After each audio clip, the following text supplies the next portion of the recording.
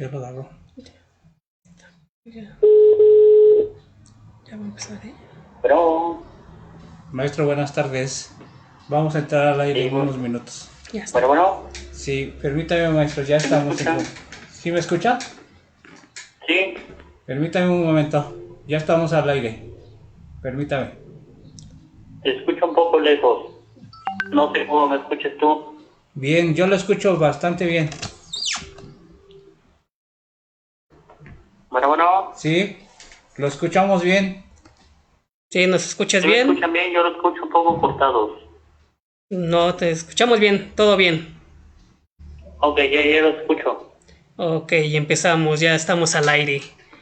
Muy buenas tardes a Perfecto. todos, amigos. Sean bienvenidos a su programa Conociendo el Mundo Fiscal.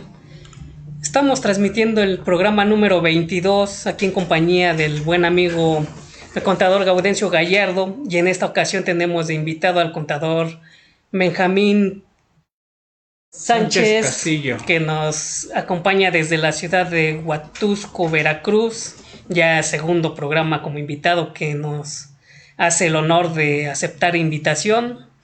Le agradecemos mucho por el haber aceptado participar con nosotros y le estaremos eternamente agradecido. Contador Gaudencio. Sí, buenas tardes, contador Juan Carlos. Buenas tardes aquí en nuestro otro programa más Un programa más. de Conociendo el Mundo Fiscal, y aquí su servidor y el contador Juan Carlos, titulares de este programa. Estamos muy contentos por estar nuevamente con ustedes. Como todos los martes, ya se está haciendo costumbre, contador, a las 6 de la tarde. Pasamos. Empezado. Bueno, en este caso es en vivo, son 6:17. Ya empezamos un poco tarde. Aquí, como siempre, es un programa en vivo y siempre hay, a veces hay problemas técnicos que nos impiden a veces comenzar con el programa en tiempo. Una disculpa de antemano, y aquí estamos. Como bien decía el contador Juan Carlos, tenemos de invitado al contador público certificado y maestro en impuestos José Benjamín Sánchez Castillo de Huatusco, Veracruz. No se nos ha hecho conocer su ciudad, pero créame que un día lo vamos a ir a entrevistar hasta allá y vamos a hacer en vivo en su propio despacho del contador. Es la segunda vez que está con nosotros, y hoy tenemos, contador Juan Carlos, un tema por demás interesante, como todos los demás, que se llama del sector primario que tenemos el día de hoy. Es súper interesantísimo porque vamos a tocar todo lo que se refiere al sector primario, por el cual estamos denominando la agricultura y su fiscalización en el sector primario. Así es el tema, correctamente. Ok, correcto. Es el que vamos a tocar, amigos que nos están escuchando y viendo. Por favor, preparen sus preguntas. El maestro Benjamín es un experto en el tema y lo tenemos ya en la línea. Él ya nos está escuchando. Le vamos a ceder la palabra para que se presente y nos salude, y los salude a todos ustedes. Maestro Benjamín, lo escuchamos perfectamente bien. Sí, por favor, adelante.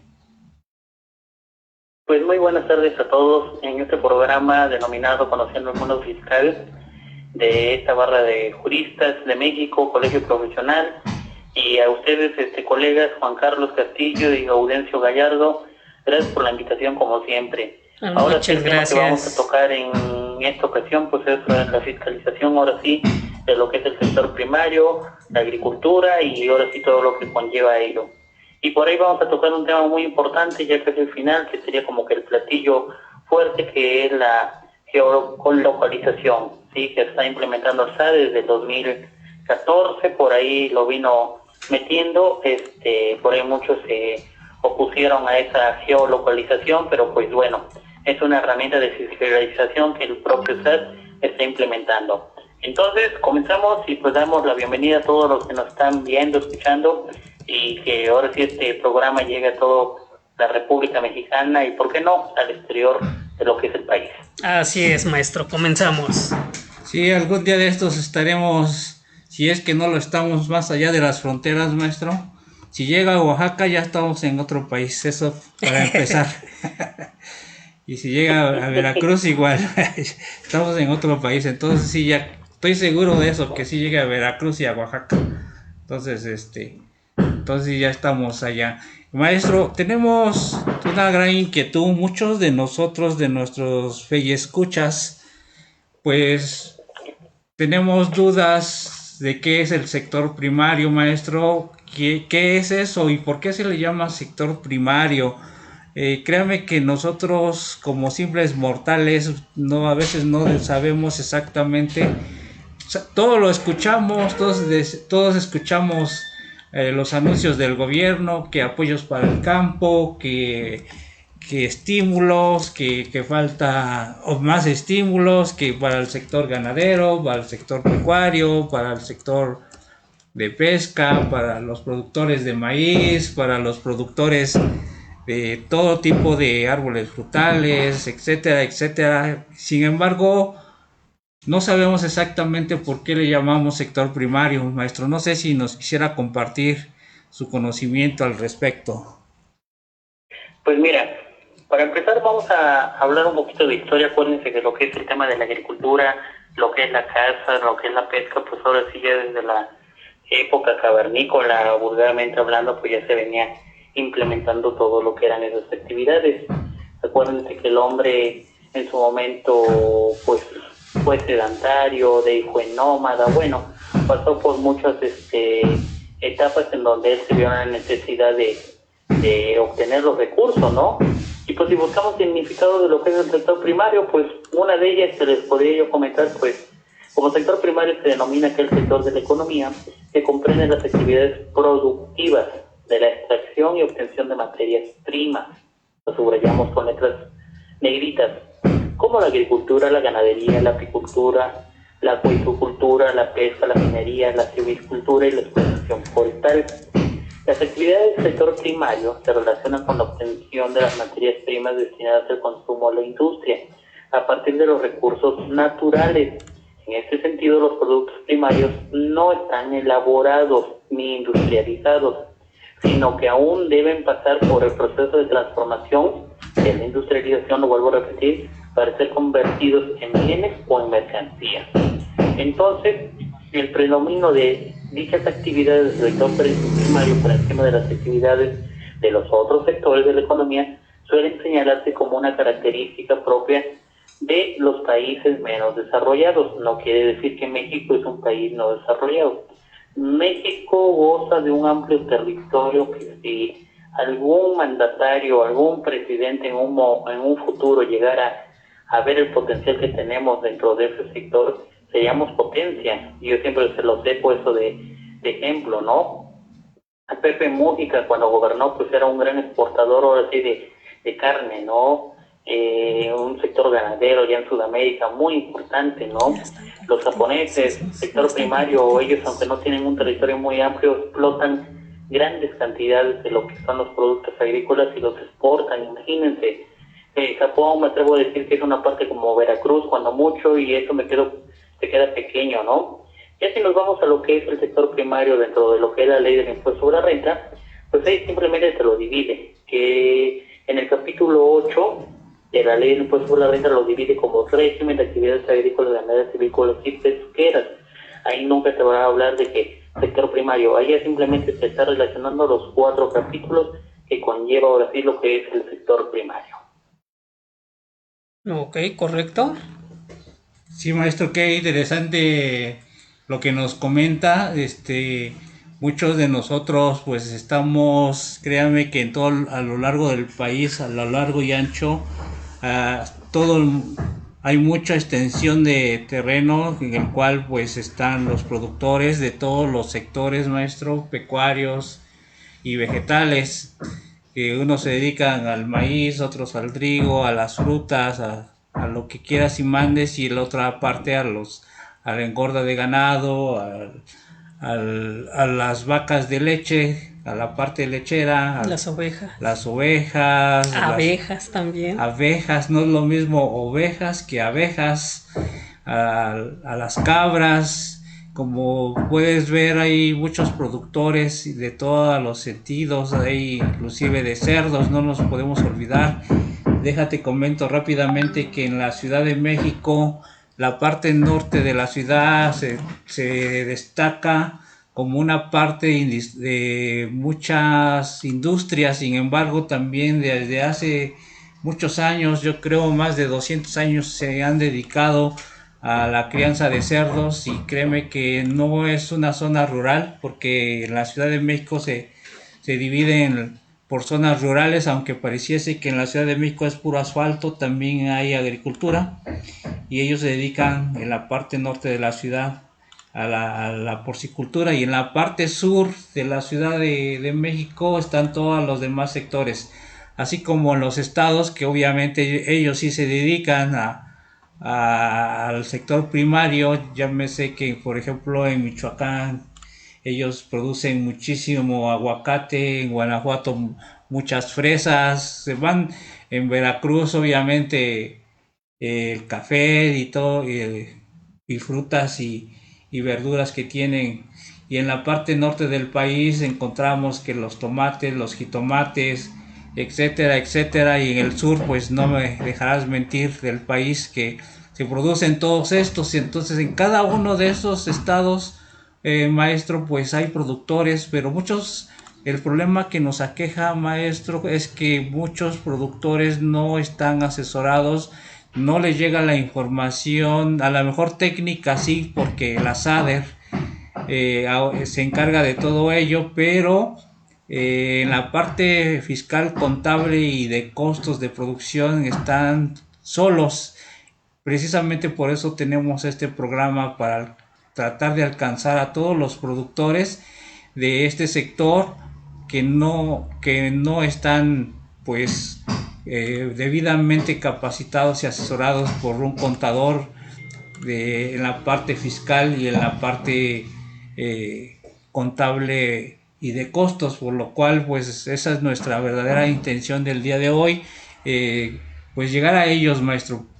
Así es, abundar un poquito más en la cuestión fiscal, que es en lo que la mayoría de los que nos han preguntado, ese es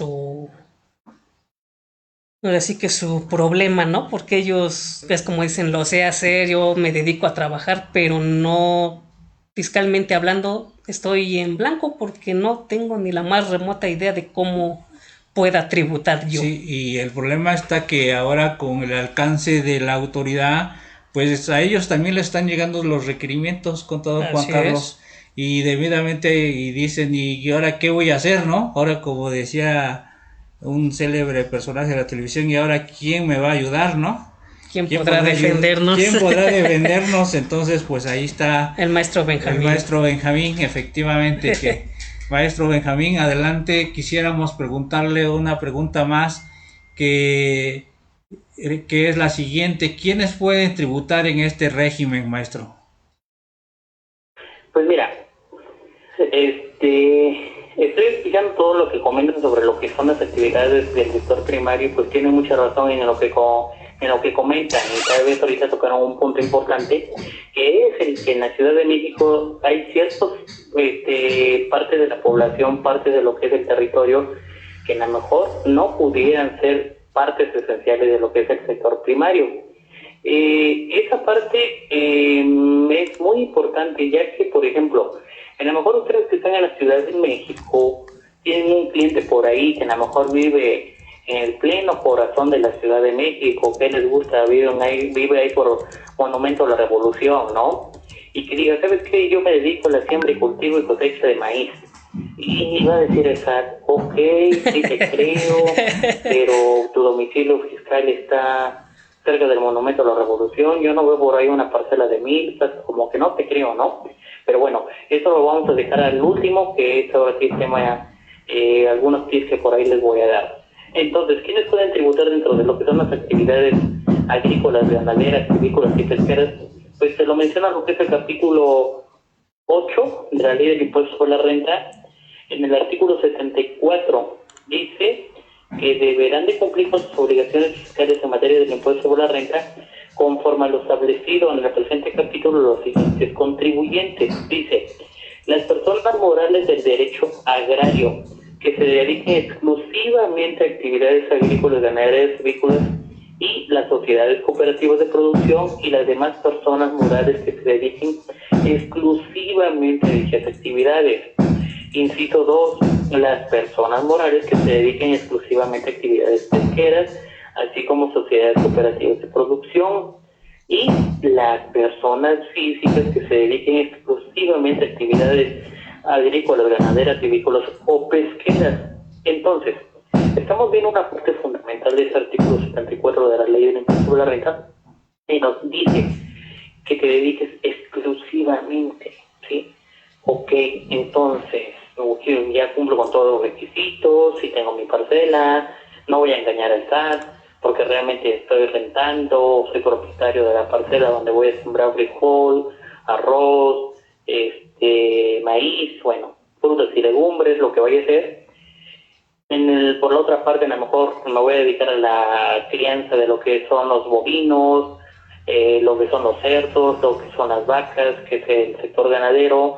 A lo mejor por el otro lado me voy a dedicar a crear peces, ¿sí? Para poder vender truchas, a lo mejor mojarras, sierra, o a lo mejor me voy a pescar al mar, a lo mejor soy pescador, bueno. Y por el otro lado, pues me voy a lo que es la silvicultura, a lo mejor tengo un bosque, ok, tengo la tierra, voy a sembrar pinos para venderlos, vender la madera, vender los árboles en Navidad, bueno, 1000 cosas, pero hay un punto esencial, que me dedique exclusivamente a realizar esas actividades. Entonces, resumimos, pueden ser las personas morales del derecho agrario, ¿sí? Ahora sí son todos los ejidos, ahí es un preámbulo muy bonito, todas aquellas personas que pertenecen a dicho sector, todas las personas ahora sí de lo que es el derecho agrario, están los ejidos, como les pongo un ejemplo, pueden hacer maravillas. Las sociedades cooperativas de producción que se dedican a ello también pueden hacer maravillas. Las personas morales, ahora sí cualquier persona moral también puede ser una persona que es candidata a ser persona que se dedique a esas actividades, pero siempre y cuando se dediquen a actividades exclusivas. Y por último, pues cualquier individuo, cualquier ser humano como nosotros, las personas físicas, nos podemos dedicar a ello, pero con el término de exclusividad. Así es, acabas de dar en el clavo, maestro. No es lo mismo dedicarse a hacer venta o compra o hacer un intermediario a hacer exclusivamente la actividad. Aquí es donde la mayoría de los agricultores es donde tienen la duda, porque muchos, como lo comentábamos, nada más se dedican a comprar y revender, y no es lo mismo comprar y revender a sembrarlo, criarlo, ver todo el proceso, ver cómo va creciendo el producto. O sea, esa es la exclusividad, de que te dedicas 100% y de lleno a dicha actividad. Es correcto, porque ahí ya estamos comercializando, maestro. Hasta el año antepasado todavía no se podía unir eso en la parte fiscal, pero eran dos cosas diferentes. Como bien dice el contador Juan Carlos, una cosa es producir y otra cosa es comercializar. Inclusive hay muchos productores en todo el país que nos han preguntado, como la otra vez estábamos poniendo un ejemplo de las flores, si pagaban IVA o no pagaban IVA. Se empiezan a derivar muchas preguntas en el aspecto de qué pasa si yo produzco pero también lo quiero vender, qué pasaría, graba IVA o no graba IVA. Entonces desde ahí ya empezaron los problemas de los productores, porque ellos dicen: yo solamente produzco y vendo, a mí no sé nada de impuestos, yo no sé si tenga que pagar impuestos o no tenga que pagar, pero sí se están metiendo en grandes problemas, porque la autoridad pues no perdona el hecho de ignorar. La autoridad te requiere y te multa en un momento dado porque dice: no me has pagado mis impuestos que debiste haberlo hecho y no lo hiciste, estás multado, y ahí está tu requerimiento, ahí está tu multa y págala, ¿no? Entonces es cuando se preocupan los productores, maestro Benjamín. Ahí está el primer problema. Adelante, maestro Benjamín. Maestro. Bueno, sí, los escucho. Sí, le comentaba yo que ese es de los grandes problemas que tienen los productores, que la autoridad ya los está fiscalizando y ya está, ahora sí que ya llegó a ellos. Antes se acostumbraba que pues ni los conocía, pero ahora ya está muy al pendiente de ellos, maestro. Pues sí, claro que sí, desde en su momento acordémonos que lo que es el sector primario, pues es un sector muy noble, el cual había muchos por ahí, dijeran, abusivos, que ahora sí se aprovechaban del sector y pues ahora sí simulaban esas operaciones que tenían con ese sector. Acordémonos que por ahí hay una extensión de salarios mínimos que se convierten en UMAS, porque al final de cuentas en la ley vienen redactados como salario mínimo, pero pues acordémonos que ya se utilizan lo que son las UMAS. Entonces, si vemos tan solo de lo que es una persona física para este año 2020, pues estamos hablando de 40 UMAS, al año estamos hablando de un promedio de 1.268.000 pesos en promedio, que tienen de exención del pago del impuesto. Entonces, la propia autoridad, al ver toda esta irregularidades que ocasionaban dichos pseudo productores, pseudo ganaderos, pues empezó a poner candado, ¿no? Por ahí hubo muchos detalles, nos decían, vamos a hacer una revisión, pásame el contrato para empezar, dime si tu parcela es propia, es en arrendamiento, en comodato. Entonces, pásame tu contrato. Si tienes, por ejemplo, lo que es la siembra, cultivo, cosecha de algún producto agrícola, pues por lo tanto debes de contar con un personal. Acuérdense que por ahí, para las leyes de la seguridad social, pues nos dicen que se deben de asegurar, ¿no? Y en su momento podemos optar por una facilidad administrativa para poder deducir ese sueldo, un porcentaje dentro de lo que son las facilidades administrativas, tener erogaciones relacionadas con dicha actividad, sí, o sea, entonces si me dedico a lo que es la siembra y cultivo y cosecha de maíz, pues por lo menos dentro de mis gastos voy a tener lo que son los fertilizantes, ahora sí lo que son la adquisición de tractores en su momento, la adquisición de la semilla, etcétera, ¿no? Por otro lado, pues ahora sí tengo que tener un control de entradas y salidas, es decir, llevar una contabilidad simplificada desde el productor hasta lo que es el asesor fiscal, porque yo he visto por ahí que muchos hacen un CFDI y le ponen 20 toneladas de maíz a tanto, por tanto, y se acabó, ¿sí? Pero tú vas a ver la parcela y es a lo mejor una hectárea o una tarea, ¿sí? Y tú dices, bueno, ahí dio 20 toneladas, como que no tiene lógica, ¿no? Entonces, por ahí vienen todas esas cuestiones y es por eso que ahora sí la autoridad ha venido cerrando, ha venido poniendo candados, por ejemplo, el sector cafetalero, ya existe un padrón de cafeticultores, está el padrón ganadero, está el padrón, ahora sí lo que es el Consejo Nacional de Pesca.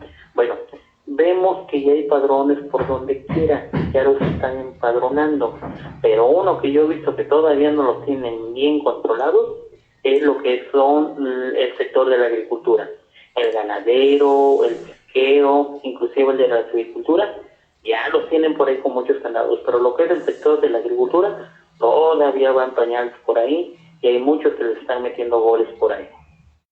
Sí, y como usted bien comenta, maestro, pues están aprovechando del productor porque a ellos son quienes los están metiendo en problemas, como el ejemplo que acaba de decir del maíz. Si la parcela puede producir 5 toneladas, ¿cómo es que estás facturando 20, no? Entonces desde ahí ya hay un gran problema para el productor, que alguien se está aprovechando de ellos y ellos los están metiendo en problemas. Es muy interesante, maestro, la verdad, lo que nos comenta. Quisiéramos preguntarle qué deducciones tienen autorizadas estos productores, que muchos de nosotros no los conocemos y muchos de nuestros amigos pues no lo toman en cuenta porque al final... Ok, al hablar de lo que son las deducciones dentro de lo que es el sector primario, para empezar ahora sí lo que es el asesor fiscal va a platicar con ellos, ¿no? Acuérdense que como toda contabilidad, de acuerdo a las normas de información financiera, pues debemos de llevar dicha contabilidad de manera simplificada o de manera, por así, como lo pide el Código Fiscal de la Federación, a través de una contabilidad electrónica, pero con ciertas características muy principales de lo que es el sector primario. Al hablar de esas características de lo que es el sector primario, entonces muchos dicen, un sector primario por lo regular no lleva contabilidad. Pero ahí viene la primera pregunta, oye, si ellos realizan erogaciones, ellos realizan enajenaciones, ellos tienen inventarios. Por ejemplo, les voy a poner un ejemplo tan fácil. Lo que es en el sector ganadero, acuérdate que hay dos partes. Si tienes, ahora sí, lo que es tu ganado y tienes una vaca, acuérdense que esa vaca es un semoviente, ¿no? Entonces, bien, puede ser un activo, el cual lo vas a registrar dentro de tu contabilidad y me dirán, un semoviente, o sea, una vaca, ¿es un activo? Claro que sí, si te está produciendo leche, es un activo y lo debes de registrar dentro de la contabilidad como unas partes de tus inventarios. Entonces, ahí en esa parte, activo, inventarios, oye, entonces si es un activo, forma parte del inventario, ¿cómo lo voy a deducir? Bueno, la propia ley del impuesto sobre la renta, por ahí te maneja un artículo donde te dice sobre las inversiones que en un semoviente pues se va a deducir al 100%. Entonces, si yo tengo erogaciones, ¿qué puedo meter? ¿Qué puedo deducir? Y acá es donde viene lo que es la estrategia del asesor fiscal. Habla con el ganadero, habla con el agricultor y le comenta, mira, la ley del impuesto sobre la renta, hay una sección, un capítulo especial, que es el 8º, en el artículo 74, donde te dice que vas a poder tributar como tal. Y en dicho artículo, dentro de lo que es el artículo propio del artículo 74, te maneja dentro de él unos ingresos exentos. Esos ingresos exentos, ahora sí, te va a dar el preámbulo, para efecto del cálculo de impuesto sobre la renta. Si es una persona física, lo vuelvo a repetir, son 40 UMAS elevadas al año, nos da un promedio de 1.268.000 pesos. Si es una persona física, van a ser 20 UMAS por año por cada socio, sin exceder de 200.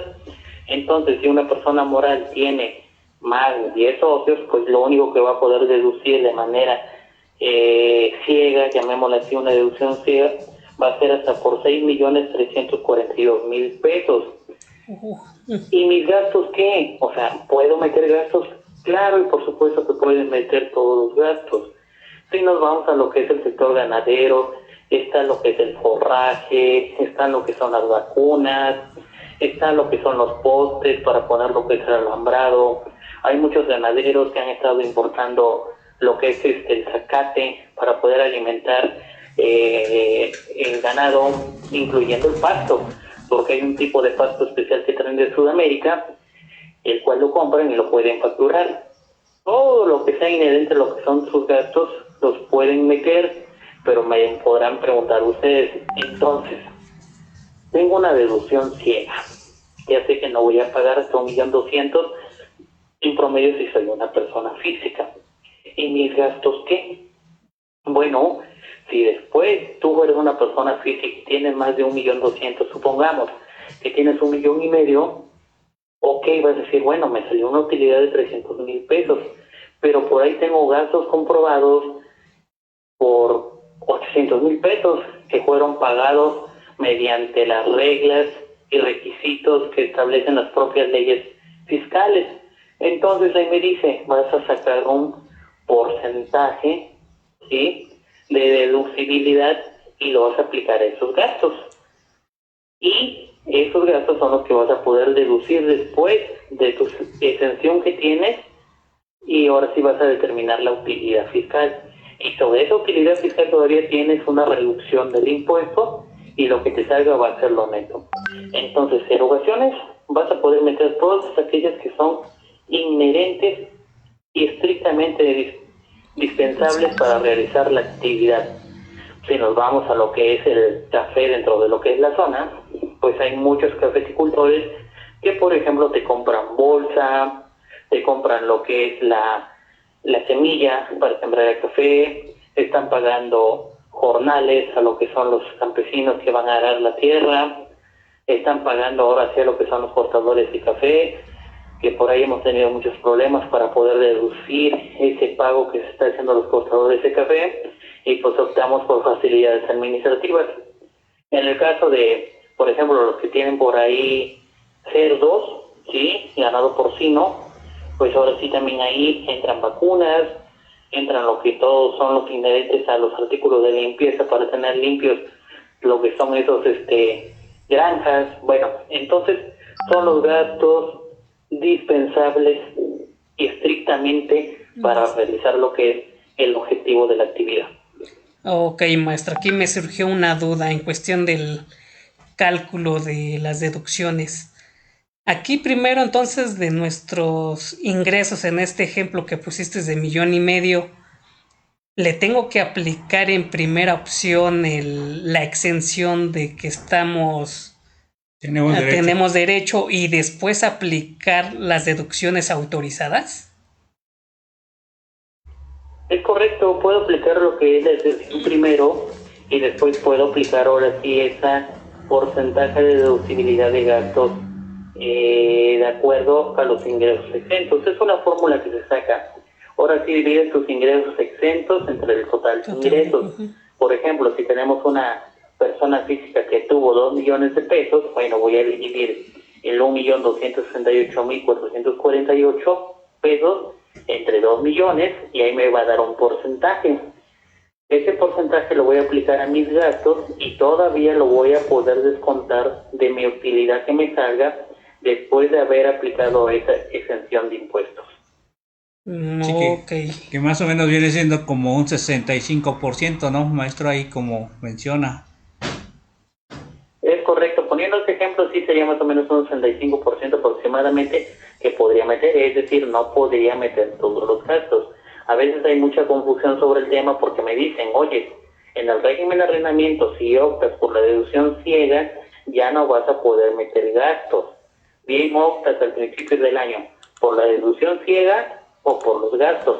Dentro de lo que es el sector primario, puedo aplicar los dos. Ok. Correcto. Y eso es algo que muchos no conocemos. Así es. Que nuestros amigos productores pues nunca lo aplican porque para empezar pues no tienen contabilidad, no tienen un asesor fiscal que les esté ayudando. Cosas muy importantes que ha mencionado, maestro, como los activos biológicos, que no sabemos a veces cómo contabilizarlo. Los propios contadores a veces no estamos en esa área y no sabemos cómo hacerlo. Inclusive hay, no me dejarás mentir, maestro, hay sementales que te pueden costar, a lo mejor si hablo de un cerdo te pueden costar 500,000 pesos, y si estoy hablando de un semental bovino te puede costar 2 millones, y que pues en realidad es una cantidad que pues es un activo, no es un gasto, y que muchas veces tenemos que ver cómo lo vamos a deducir, en qué porcentajes, sus propios gastos inherentes de ese semental, porque si nos vamos a la parte de costos, tenemos que tener exactamente cuánto nos va a producir, bueno, un estimado de acuerdo a la raza, de acuerdo a los años, etcétera, etcétera. Tendríamos que determinar cuál va a ser su vida útil como cualquier otro activo, maestro. Es correcto, así, al final de cuentas, como tú dices, por ejemplo, si yo quiero un semental bovino que venga ahora sí importado de Uruguay, llamémosle así, ¿cuánto no te viene costando? Te viene costando 1 millón de pesos, 2 millones de pesos, inclusive dependiendo de la raza de lo que son estos bovinos o sementales, ¿no? Y ahí es cuando viene esa parte, ¿no? De que cómo lo voy a deducir, o sea, realmente me costó mucho. Y realmente, ¿de qué manera podría deducir? Bueno, que al final de cuentas ese porcentaje que yo voy a poder deducir, pues me lo marca el famoso artículo 34 inciso, fracción octava, fracción novena, ¿sí? La 9, que te dice que el 100% para semovientes y vegetales, es decir, lo vas a poder deducir al 100%, siempre y cuando, por ejemplo, traiga ese famoso CFDI, pero si viene del exterior, entonces, ¿qué es lo que vamos a hacer? Ahí vienen muchas dudas, ¿no? Y, por ejemplo, era una pregunta muy común que hacían, bueno, oye, si no tiene el RFC, porque en otros países no se maneja de esa manera, bueno, ¿qué es lo que vamos a hacer? Bueno, acuérdense que por ahí hay una regla dentro de lo que es la resolución miscelánea, que es la 2.7116, y dice que debe de contener por lo menos este comprobante que viene del extranjero, el nombre, la denominación o razón social, su domicilio y su número de ID fiscal del extranjero, en caso de contar con él o su equivalente, lugar y fecha de expedición, el RFC o nombre o denominación o razón social de quien lo recibe, o sea, nosotros, ahora sí, la unidad, el peso, la clase de bienes, definición del servicio, el valor unitario, número, importe. Entonces, nos apegamos a esa regla de lo que es la 2.7116 y ya podríamos, por ejemplo, deducirlo, ¿no? Ahora sí, hacer todo lo que es esa equivalencia de pesos de Uruguay, de la moneda que se esté manejando en aquel país a pesos mexicanos, y o bien apegarnos a lo que es el artículo 34 y poderlo deducir de esa manera al 100%. Así es, maestro. Aquí comentaba yo, maestro, en relación de lo de la excepción, porque al momento de, por decir, en esta ocasión me tocó una pregunta de un agricultor que me decía, a ver, Juan Carlos, yo estoy gastando $500,000 de mis gastos de por mi actividad. Estoy ingresando 800,000 pesos, pero nada más estoy gastando 500. Pero de esos 500, con comprobantes nada más tengo 100. ¿Cuánto voy a pagar de impuesto? Me decía en esa ocasión. Le comentaba, no, es que tú como persona física tienes una exención en UMAS de tanto. Ahí es donde él me decía, eso no lo sabía. Yo me estaba preocupando de comprobar el gasto, o sea, como que estamos muy mal acostumbrados a que si gano 1,000 tengo que comprobar 800 o 900. Entonces me comentaba, yo gasto 500, pero de esos 500 reales nada más son 100. ¿Qué puedo hacer? Sí, esa es la parte que tenemos que asesorar al contribuyente y que pues efectivamente no lo saben, ¿no? Así Entonces es. desde ahí hay grandes problemas. O sea, como nos comenta el maestro Benjamín, traer un semoviente de otro país nos implica grandes cosas y algo que también no debemos de olvidar, que en esas importaciones de cualquier especie, inclusive ya de frutas o comidas, interviene ahí el SENASICA, que es quien va a certificar que venga libre de enfermedades o de alguna bacteria en el caso de la comida y de las frutas, pues si viene así pues no va a entrar al país. Entonces son grandes cosas que a veces no cumplimos y que a veces dicen tú tráelo y ya no importa, inclusive al interior sí. del país traer un semental de Veracruz, por ejemplo, a la Ciudad de México, dice tú cárgalo en el camión y vente. No nos preocupamos porque tiene que tener un pasaporte, no nos preocupamos porque tiene que cumplir con las reglas de sanidad, que son bien importantes y que tienen que venir con ese certificado, aparte de que tienen que traer un traslado, un documento de traslado por si no se pierden, que tiene que venir aretado el animal, que tiene que certificar un médico veterinario que no esté enfermo, que al llegar aquí a la Ciudad de México o al estado que sea tiene que estar en cuarentena.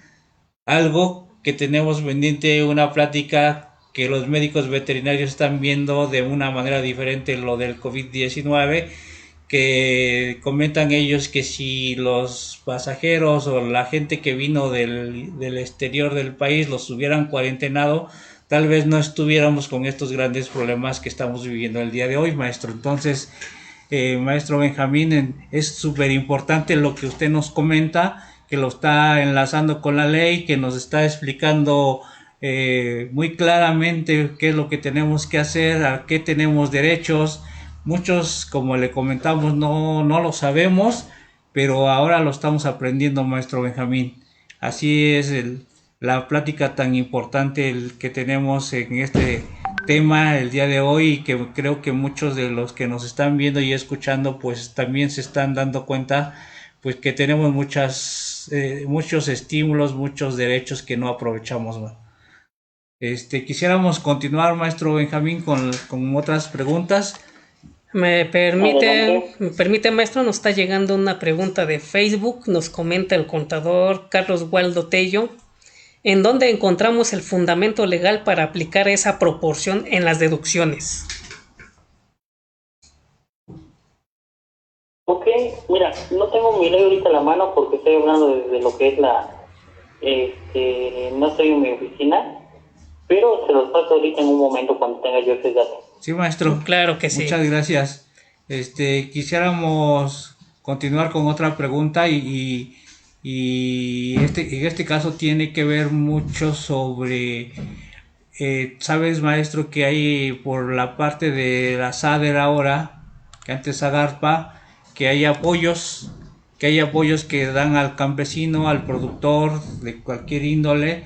Sin embargo, no sabemos qué vamos a hacer con ese dinero porque lo estamos recibiendo, ese apoyo, ese estímulo, pero no sabemos si lo tenemos que considerar como un ingreso, porque al final de cuentas la SADER no nos está pidiendo ningún CFDI para otorgarnos ese estímulo, maestro. ¿Cómo lo tendríamos que tratar fiscalmente, ese estímulo o ese apoyo al productor? Bueno, pues acuérdense que ahora sí lo que son los ingresos o apoyos económicos, en su momento nos decían, ¿no?, que si grababan o no grababan esos apoyos económicos, en cuestión de que era el propia ley no que lo establecía. Ahora bien, acuérdense que por ahí está el artículo, me parece que el 90, si no me equivoco, ¿sí?, para que lo que son las personas físicas, en lo que son, en la fracción, me parece, déjame acordarme, me parece que era la tercera, si no me equivoco por ahí, y te hablaba de lo que ahora sí eran los ingresos exentos, ¿no?, que podíamos tener por parte de las personas, de los apoyos económicos que nos dieran las entidades gubernamentales. No tengo bien el dato ahorita de momento, no me acuerdo qué artículo es, pero creo que sí me parece que era ese. Si no, por ahí me corrigen. Sí, donde me hablaba que esos ingresos no iban a grabar. Sí, me parece que es el artículo 90, estoy entrando acá en mi celular. Lo que es la fracción 4, fracción quinta. Se dice que aquellos ingresos no grabables son los apoyos económicos. Dice, tampoco se considerarán ingresos para efectos de este título los ingresos por apoyos económicos o monetarios que reciban los contribuyentes a través de los programas previstos en los presupuestos de egresos de la federación o entidades federativas. Para lo que eran las personas físicas, ese sí, me acuerdo en su momento, que se lo marcaba dentro de lo que era el título de las personas morales, y se lo manejaba ahí en el artículo 16 de la Ley del Impuesto sobre la Renta, que estos apoyos económicos también no se consideraban acumulados para efectos de lo que era el impuesto sobre la renta. Entonces, ¿qué quiere decir? Esos apoyos gubernamentales que reciban todas aquellas personas del sector primario, pues para empezar, no van a grabar, o sea, no van a acumular. Acá el problema viene con las entidades que te dan lo que son los apoyos, porque esas entidades gubernamentales, por ejemplo, esta FIRA, están Zagarpa, a donde bajamos apoyos, por ejemplo, el apoyo para los maiceros, por ejemplo, cuando luego hay heladas, que son de 20,000 pesos, el apoyo para los que son los cafeticultores, ahorita que están dando son 5,000 pesos. Bueno, esos ingresos se deben de reflejar en un CFDI, en algo por el estilo. Bueno, muchos por ahí decían, ¿sabes qué? Si tienes la convocatoria, si tienes el estado de cuenta en donde se te depositó ese dinero, pues lo más conveniente sería hacer un CFDI al público en general y ponerle ahora sí ese importe de que es un apoyo gubernamental recibido el día tal, de acuerdo a la Gaceta o de acuerdo al Diario Oficial de la Federación, donde salió la convocatoria, y listo. Y dentro de lo que son las declaraciones de pagos provisionales o declaración anual, se manifiesta dentro de lo que son los ingresos no acumulables. Entonces, esos apoyos económicos, de una manera u otra, no son acumulados para efectos del impuesto de la renta, pero sí van a tener un efecto contable de acuerdo a las normas de información financiera. Y el problema que viene, les digo, es que luego esas entidades se dicen, tienes que comprobar esos 5,000 pesos, esos 20,000 pesos, en que te los gastaste. Si, por ejemplo, con un apoyo porque tu cultivo ahora sí se perdió, compruébamelo con CFDI de que compraste la semilla para volver a sembrar ahora sí tus campos de maíz, en el caso de los maiceros. Sí, es importante también ahí que debemos de comunicarle a quienes nos están viendo y escuchando que efectivamente estos apoyos deben de ser utilizados para lo que fue otorgado, porque también quiero comentarte que muchos productores se gastan ese dinero en algo que no era para el apoyo. Mucha gente así lo está haciendo, le dan un mal uso, lamentablemente por eso los apoyos han disminuido, porque la autoridad, en este caso Zagarpa, se ha dado cuenta que no son bien utilizados y entonces pues ya les pone más requisitos, ya les pide que lo comprueben con documentos fehacientes, con el CFDI correspondiente, pues para que se cerciore que el apoyo sí fue utilizado para lo cual fue otorgado, ¿no? Entonces, exactamente. Eso es algo también malo que de algunos productores que no están haciendo lo correcto, ¿no? Pero sí cuando sí se debería de utilizar para lo cual pues fue otorgado. Entonces sí la autoridad nos está cerrando más las puertas. Yo no creo que sea malo. Al final, si tú estás haciendo lo correcto, no te va a pasar nada y vas a salir avante, ¿no? Entonces realmente no vas a tener problemas. El problema también también está que muchos de esos productores ni siquiera están dados de alta en el SAT, y a veces muchos de ellos no tienen RFC, que ahora ya en la actualidad la SADER, antes de darte el apoyo, se cerciora que sí estés dado de alta en el SAT y te pide tu constancia de alta en el SAT para que él se cerciore y diga, sí estás inscrito.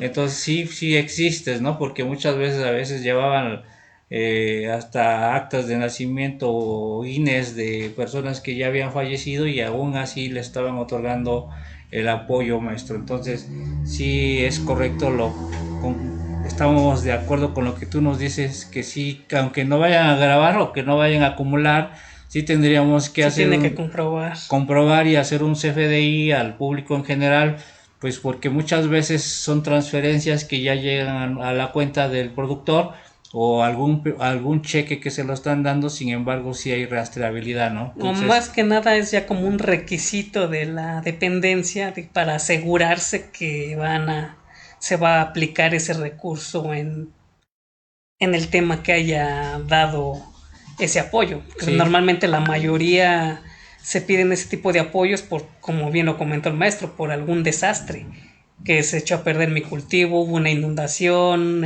se ahogó mi ganado, XY. Sí, son seguros ganaderos entonces que le están otorgando a los productores, pero que a veces dicen, bueno, si se murieron, por ejemplo, y si es real que se ahogan los animales en los potreros y los tienen que reponer a través de ese seguro, pero muchas veces ya no se compran el ganado, se compran otras cosas. Se compran otra casa. Y entonces es un gran problema. Así es. Maestro, no sé si tengas alguna otra pregunta o continuamos. Pues mira, en cuanto a lo que me preguntaban sobre dónde se puede aplicar lo que son los gastos y la exención, sí, del amigo. Artículo 74 en la fracción segunda te dice cómo calcular el ICR del ejercicio. Acá lo estoy viendo dentro de lo que es mi ley que tengo, y dice, para calcular y integrar el impuesto del ejercicio de cada uno de sus integrantes determinarán la utilidad gravable del ejercicio, aplicando el efecto lo dispuesto en el artículo 109 de esta ley. A la utilidad gravable determinada en los términos de esta fracción se le aplicará la tarifa del artículo 152 de esta ley, tratándose de personas físicas, o la tasa establecida en el artículo 9 de la misma en caso de personas morales. Contra el impuesto a cargo se podrá acreditar los pagos provisionales realizados durante el ejercicio. Ahora bien, ¿a dónde te dice ese famoso porcentaje de no deducible dentro de los gastos? Vámonos a lo que es el artículo 28, fracción segunda, en donde te habla de las deducciones de la ley del impuesto sobre la renta, y te dice, dentro de ese capítulo de los gastos no deducibles, artículo 28, fracción segunda, te dice gastos e inversiones respecto a ingresos exentos y gastos relacionados con las inversiones no deducibles.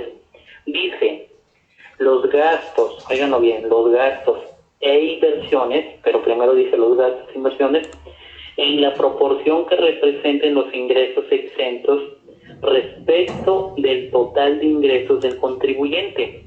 Los gastos que se relacionen en relación con las inversiones que no sean deducibles conforme a este capítulo, en caso de automóviles, bueno, ya se habla de lo que son las deducciones e inversiones, pero el punto ahora sí esencial del fundamento te lo marca lo que es este artículo de los no deducibles, artículo 28, fracción segunda, donde te dice en la proporción que representen los ingresos exentos respecto del total de los ingresos del contribuyente. Y recordemos que para determinar lo que es el ICR del ejercicio de una persona física del sector primario, pues tenemos lo que son los ingresos totales del ejercicio menos los ingresos exentos del ejercicio, que es esta exención que les estoy hablando, es igual a ingresos acumulables del ejercicio, ¿sí? Así es el cálculo. Dice, ingresos totales del ejercicio menos ingresos exentos del ejercicio es igual a los ingresos acumulables del ejercicio.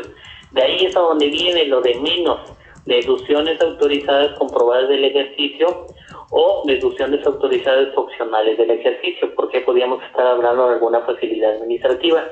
Así es como vamos a determinar la utilidad fiscal del ejercicio, y todavía le vamos a quitar lo que es la PTU pagada del ejercicio, y todavía le podemos quitar lo que son las pérdidas fiscales del ejercicio, y ahora sí, ahí vamos a obtener lo que es nuestra utilidad gravable del ejercicio, y le vamos a aplicar ahora sí lo que es si es una persona física, lo que marca la tarifa del artículo 152, o lo que te marca la propia ley dentro de lo que son las personas morales, que es el artículo 9.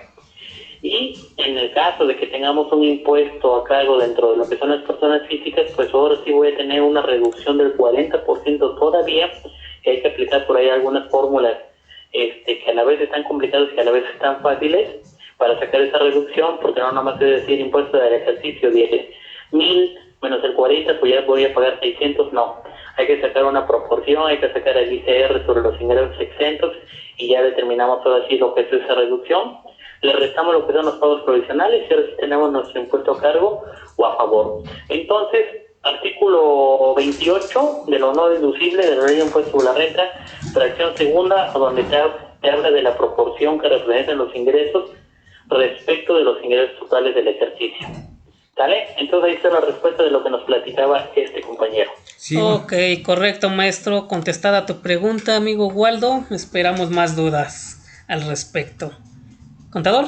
Sí, seguimos, maestro, porque pues el tiempo es un verdugo para todos y se nos acaban los tiempos. Antes de entrar al tema de geolocalización, maestro, quisiera yo preguntarle, creo que ya lo tocamos ese punto, es cómo van a declarar los impuestos estos productores, porque no sabemos si lo pueden hacer mensual, si lo pueden hacer semestral, o lo van a hacer anual, o cómo lo hacen estos productores, maestros, cómo declaran sus impuestos. Mira, dentro de lo que son los productores del sector primario, por lo regular, hay muchas personas que van a solicitar lo que son las devoluciones del IVA. Así es. ¿Sí? Y algunos van a solicitar lo que son las devoluciones del IEX. Por lo regular, estas personas van a declarar sus pagos provisionales de manera mensual. Hay algunos que van a declarar ahora sí sus pagos provisionales de manera semestral. Inclusive algunos declaran de manera anual. Pero aquellos que declaran de manera anual son todos aquellos que los da de alta un tercero. ¿Qué quiere decir con eso? Es una facilidad. Dentro de las facilidades administrativas se marca que todas aquellas personas físicas que les autofacturen. O sea, por ejemplo, yo, Benjamín, voy y le vendo café a una persona a un beneficio, pues esa beneficio me va a dar de alta a través de su famoso botón que tienen a nivel nacional de cafeticultores, y se va a autofacturar. Todas esas personas que les autofacturen sus enajenaciones que realicen, pues ellos no van a declarar ni presentar declaración anual ni nada por el estilo, porque tienen ahora sí lo que es esa facilidad administrativa que cada año con año se publica. Y las demás personas, pues ahora sí, deberán de presentar su declaración anual y los pagos provisionales de manera mensual o de manera semestral. Gracias, maestro. Ok, Sí, correcto. muy claro lo que nos comentan, porque sí existen dudas. Le comento, pues muchos productores ni siquiera declaran, se dedican a lo que es producir, pero no declaran, dicen yo soy un productor y no tengo por qué pagar mis impuestos, ¿no? Entonces todavía estamos en esas ideas. Cuando les comentamos que tienen ya obligaciones, pues a veces no, pues no entienden, y uno también no les explica correctamente, por lo cual pues son reacios para entrar ya al sistema del pago de los impuestos, maestro. Adelante, maestro. Es correcto. Sí, es correcto. Prácticamente hay muchas personas que desconocen todavía cómo van a declarar, y hay muchas personas que dicen yo soy productor, no tengo ninguna obligación, pero pues todo va a depender del momento en que se dieron de alta y si ellos son los que están realizando lo que son sus CFDI o los están realizando un tercero, es decir, se están autofacturando otras personas de los que les enajenan sus productos, y de ahí no nace la obligación para ellos para presentar pagos provisionales o anuales. Entonces, para ir cerrando el tema, por ahí acuérdense que íbamos a hablar, y lo tocaré así en corto. Acuérdense que por allá por el año 2014, sí, más o menos, estábamos hablando de que cuando estaba Aristóteles Núñez, nos hablaba él de que íbamos a tener como una nueva herramienta de fiscalización, porque él decía que tenían que acreditar el lugar a donde estuviera el contribuyente, a donde hubiera la evidencia material de producción, comercialización, para poder presumir ahora sí la existencia de las operaciones del contribuyente. En su momento se dijo que esta herramienta de fiscalización, ahora sí llamada geolocalización, era simplemente para lo que era el domicilio fiscal, que era para cotejar, ¿sí?, que los contribuyentes que estuvieran registrados a través de esta geolocalización iban a poder localizar a los contribuyentes y después tomar fotografías de sus casas, oficinas, bodegas, locales comerciales, para erradicar lo que era la evasión fiscal y, en su caso, acreditar la inexistencia del domicilio de las operaciones para poder empezar con lo que era la fiscalización de esas negociaciones. Entonces, ahí en el 2014 supuestamente se quedó esa herramienta de fiscalización llamada geolocalización. Recordemos que la geolocalización es la capacidad para obtener la ubicación geográfica real de un objeto, como es como un radar, un teléfono móvil o un ordenador conectado a Internet. Supuestamente las definiciones que encontramos dentro de Internet. La geolocalización puede referirse a la consulta o la ubicación, o bien para consultar la real ubicación del contribuyente o de algún lugar. Aquí es muy importante. Últimamente se han dado casos que, por ejemplo, cuando estaba ahorita cuando es la materialidad de las operaciones, llaman a los contribuyentes, por ejemplo, dicen, oye, yo veo que dentro de tus operaciones compraste naranja, te lo compraste a José Benjamín, ahí en Huatusco. Ok, demuéstranos que realmente produces naranja y tienes como domicilio fiscal y no tienes dado de alta una sucursal, ¿sí?, porque te lo maneja el reglamento de la ley de impuesto sobre la renta, que debe de dar, ahora sí, donde esté tu parcela, pues ahora sí es como si fuera una sucursal o el lugar a donde vas a tener realmente tu fuente de riquezas, y la debe de dar de alta. Pero si tu domicilio fiscal está, por ejemplo, ahí como el ejemplo que les puse hace rato, de la Ciudad de México junto al Monumento de la Revolución, pues te va a decir, oye, yo acá a través de mi radar, que yo tengo mi satélite, pues me dice que ahí no se da lo que es la naranja, ¿no? Ellos a través de lo que son los censos económicos y lo que son los censos agropecuarios que tienen ahora sí el INEGI, ellos van recabando toda esa información, año con año se van llenando de sus datos y por lo tanto la autoridad a través de esta herramienta nos está fiscalizando. Entonces, señores, si realmente tú vives junto al Monumento de la Revolución y dices que te dedicas a la siembra, cultivo y cosecha de maíz, deberás de darle al SAT una sucursal, deberás de darle al SAT, ahora sí, una bodega que diga, ¿sabes qué? Mira, mi domicilio fiscal está allá, pero ahora sí mi bodega es donde obtengo la fuente de riqueza, o mi parcela, a donde tengo esa producción de esa naranja, pues se encuentra en tal cerro, se encuentra en tal potrero, se encuentra en tal lago, en el caso de los que son los pescadores. Entonces, señores, ya no es tan fácil decirle al SAT que yo soy agricultor, cuando realmente a través de esta herramienta de geolocalización nos pueden localizar de una manera directa.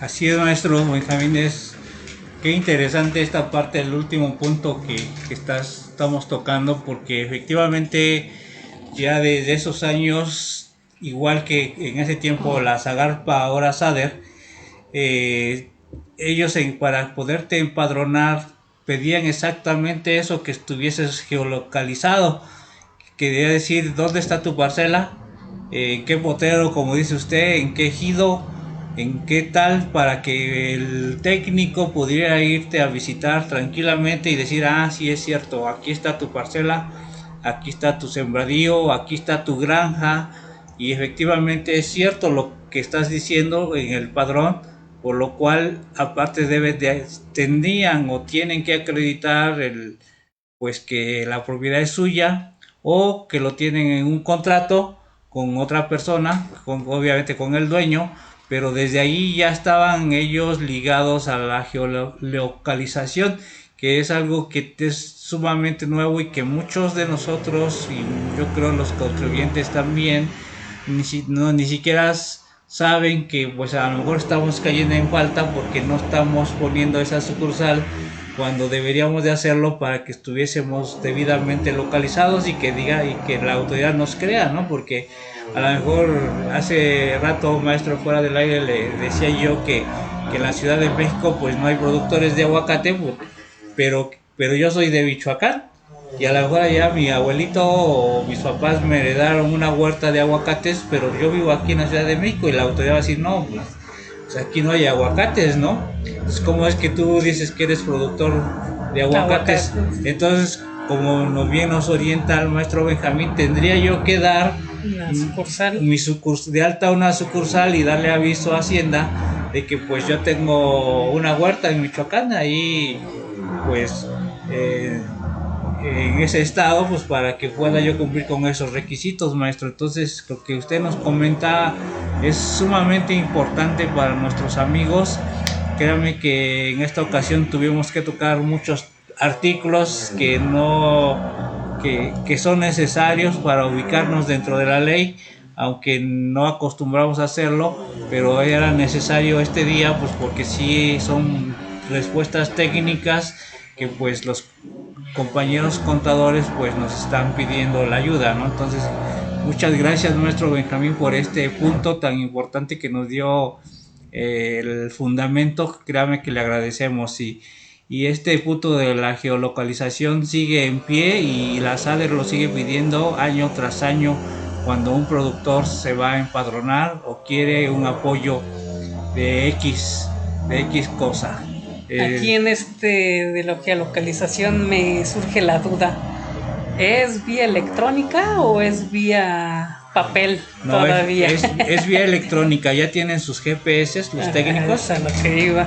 van y desde ahí se sitúan en la granja o en el terreno o en el llano, en el ejido, en el cerro, y desde ahí toman la geolocalización de tal manera que, como decía el maestro Benjamín, la autoridad o cualquier persona que utilice esta herramienta precisamente vía satélite nos va a localizar.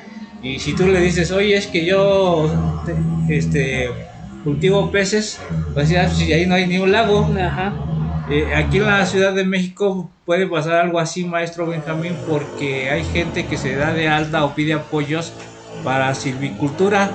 Y vas a decir, bueno, ¿y dónde hay un lago? Solo el de Chapultepec, ¿no? Pero créeme que aquí en la parte sur... Y los canales de Xochimilco. Y los canales de Xochimilco, bueno, eso sí es más creíble. Pero en la parte sur, en la parte alta, en la Jusco y todo lo demás, existen criaderos de truchas.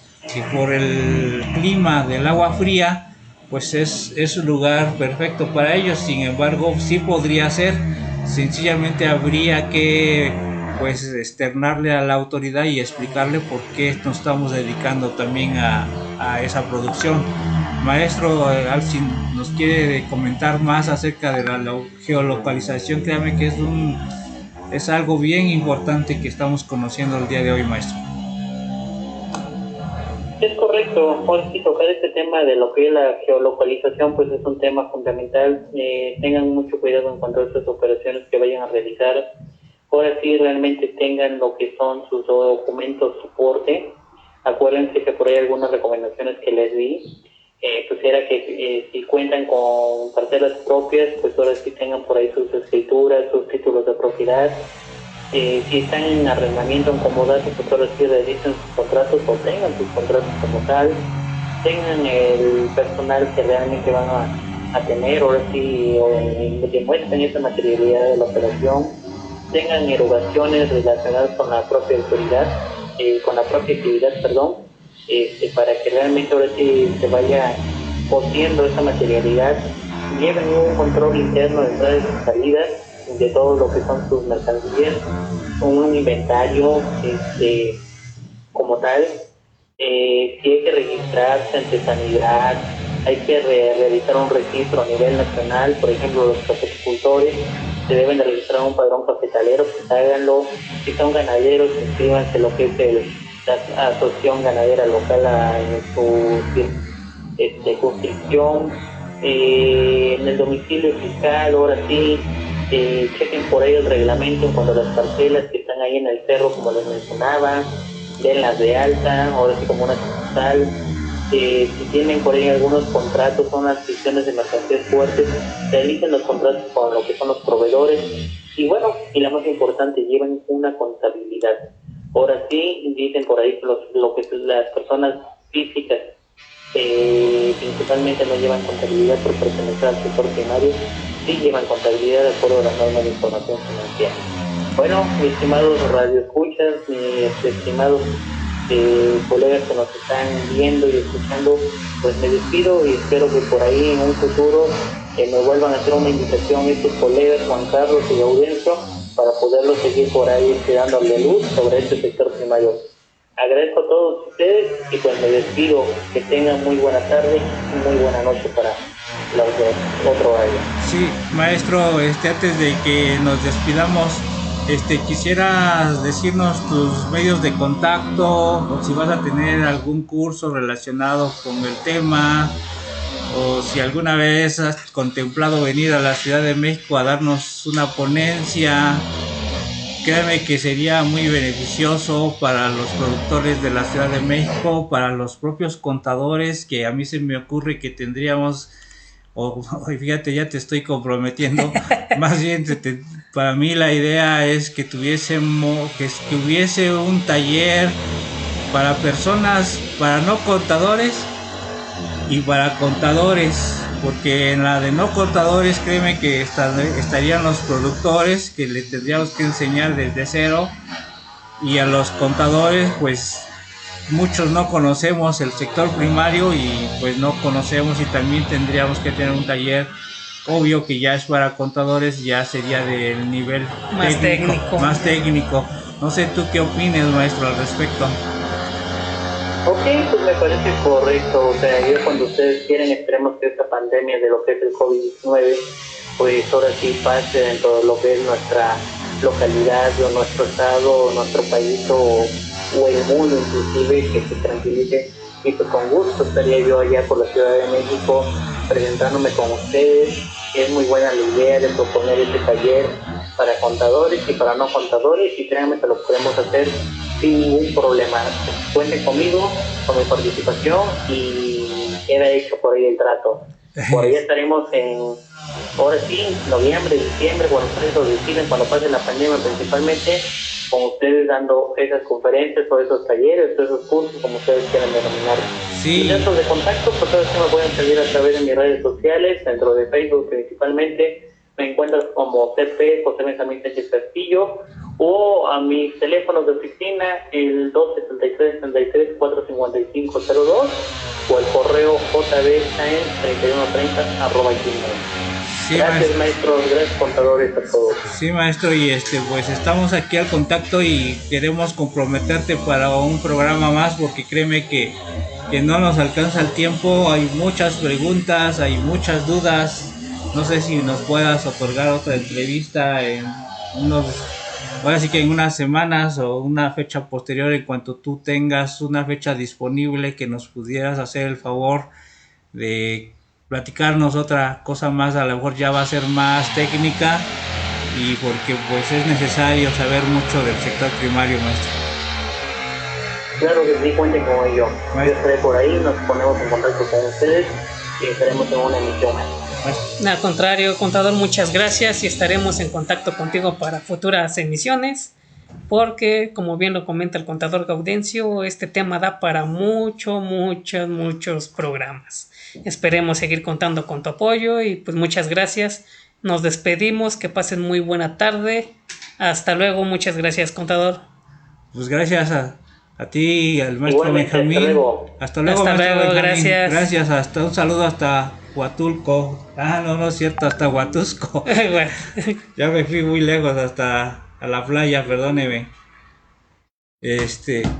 Muchas gracias, contador Juan Carlos, y pues fíjate qué bonita experiencia el día de hoy con el maestro Benjamín, que es un conocedor del tema, y que pues nos viene pues a ilustrar pues muchas cosas, ¿no? Cosas muy técnicas que no queremos meternos mucho en lo técnico, pero que creo que va a ser necesario, si así lo consideras tu contador Juan Carlos y los que nos escuchan, dar pues una plática. Y no es que vamos a hacer a un lado a los productores que no entienden de la parte contable, sin embargo, como siempre están invitados, pero si hablamos un poco más técnico, pues no nos van a entender. No nos van a entender mucho. No quiere decir que no puedan entrar a la plática, pero sin embargo sí es necesario para los amigos contadores que tenemos aquí en el grupo, y que pues creo que sería sumamente importante que el maestro Benjamín nos diera una charla técnica para los contadores y los afines, ¿no? Igual, así es. Porque hay productores que sí entienden mucho del tema.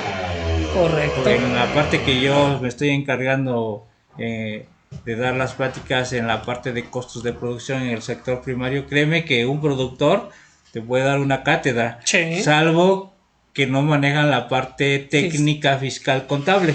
Esa es otra cosa, pero la parte técnica en lo que es hacer la producción, cómo elaborarla, cómo obtener y llevar a cabo una engorda de un ganado, créeme que son maestros en eso, y que tranquilamente te van a decir: no, contador, creo que tú no sabes nada de la producción, ¿no? Y hay que ser humildes. Sí, efectivamente, los contadores no sabemos cómo alimentar un ganado, cómo engordarlo, o cómo producir y hacer que nazca la nochebuena, o que crezca el maíz, o las calabacitas, o lo que tú quieras y mandes, o tan solo cómo ordeñar una vaca. O sea, correcto. Desde ahí ya ahora vete a hacer yogur, queso, mantequilla, crema. No, pues no.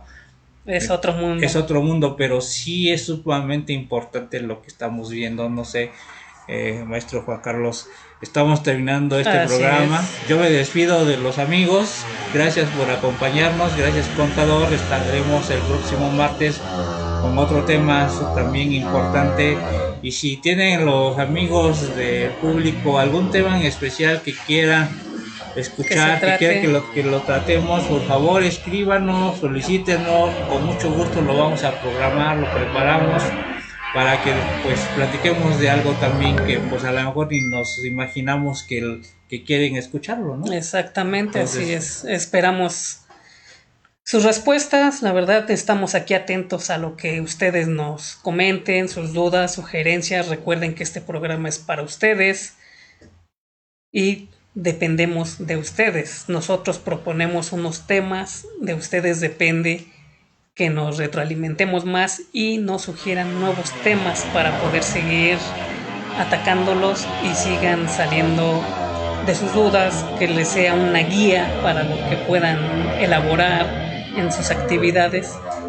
Esperamos sus comentarios y ojalá nos sugieran unos programas que podamos seguir en contacto. Les pedimos que nos sigan por Facebook, por el grupo de WhatsApp, que hemos tenido bastante aceptación, contador, y me da mucho gusto que se estén uniendo al grupo, porque ahí estamos compartiendo de todos los temas, no precisamente del sector primario, no nada más de Uber, no de plataformas tecnológicas o que está de moda en este momento. Hay dudas que se comparten, como aquellos de los ¿qué pasa si tengo un depósito de más de 5,000 pesos? Un tema que ya decimos que no es falso. Ya no le hagan caso, si les llega, bórrenlo ya. O sea, nada más yo creo que ya la mayoría estamos hartos de que otra vez lo mismo, si ya se les dijo que no. Sí, pero así pasa. Lamentablemente hay gente que vuelve a meter el tema y que confunde a los contribuyentes, a los amigos, y es algo que no nos gusta. O sea, tal vez vaya a haber publicaciones en el grupo de WhatsApp que tendremos que quitar porque pues perjudican en vez de ayudar, ¿no? Así es. Pero todo lo demás es bienvenido, ¿no? Respetamos las opiniones de todo el mundo y las tomamos como tal. Entonces, pues, maestro, pues yo me despido. Así es, pues nos vamos despidiendo ya de esta semana. Entonces los esperamos la siguiente con muchos temas de conversación y esperemos nos sigan acompañando como siempre y esperemos seguir en contacto con ustedes. Nuestras redes ya nos las conocen, nuestros medios de contacto: Juan Carlos Castillo, celular 3033 31 46, correo electrónico jccconsultores@gmail.com. Contador Gaudencio. Sí, mi correo, como ya lo tienen muchos, gaudenciogallardo@hotmail.com. Repito, gaudenciogallardo@hotmail. Y mi teléfono de contacto 56 13 37 32 64. Ahí en las cintillas aparecen nuestros datos. Comuníquense con nosotros, créanme que lo hacemos, no lucramos con nuestro grupo. Este es un programa que no lucra, más bien queremos ayudar y llegar a todas las audiencias de todo tipo. Entonces ese es el objetivo del programa, ¿no? Así es. Entonces pues nos estamos despidiendo de ustedes. Muchas gracias por habernos acompañado. Nos vemos la siguiente semana. Hasta la próxima. Hasta la próxima. Buenas noches. Cuídense mucho. Noches.